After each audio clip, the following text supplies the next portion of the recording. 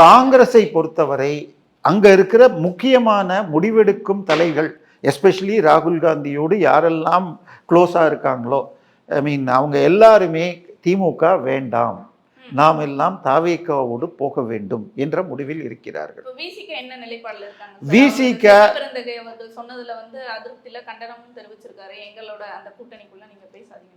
ஆமாம், எல்லாரும் யார் வேணால் யாரை பற்றியும் பேசலாம், அரசியலில் இருந்தால் பண்ணலாம். இப்போது காங்கிரஸ் வந்து என்னெல்லாம் பேசியிருக்காங்க. நம்ம பிரவீன் சக்கரவர்த்தி தான் ராகுல் காந்தி எந்த விஷயத்தை பேசுகிறாரோ அதிகமாக, ஓட் ஷோராக இருக்கட்டும், டேட்டா வச்சு பேசினதாக இருக்கட்டும், அத்தனைக்கும் டேட்டா எடுத்து கொடுத்தவர் பிரவீன் சக்கரவர்த்தி.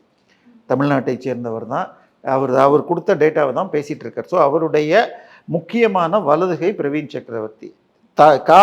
இந்தியா ஃபுல்லாக ஒரு 10 எம்பிகளை ராகுல் காந்தி வச்சுக்கிட்டு அவருடைய இடதுகரமாக வச்சிருக்கிறதுல முக்கியமானவர் மாணிக் தாக்கூர். அவர் என்னென்னலாம் ட்வீட் போடுறார். இந்த திமுக ஆட்சி வந்து வெறும் கடனை தான் வாங்கியிருக்கு, தமிழ்நாட்டுக்கு ஒன்றும் கிடைக்கல. நாங்கள் எங்கள் ஓட்டு இல்லைன்னா 50 தொகுதிகளில் நீங்கள் போன முறை தோற்றிருப்பீர்கள் அப்படின்னு அந்த தொகுதியோட ஓட்டோட காட்டியிருக்கார்.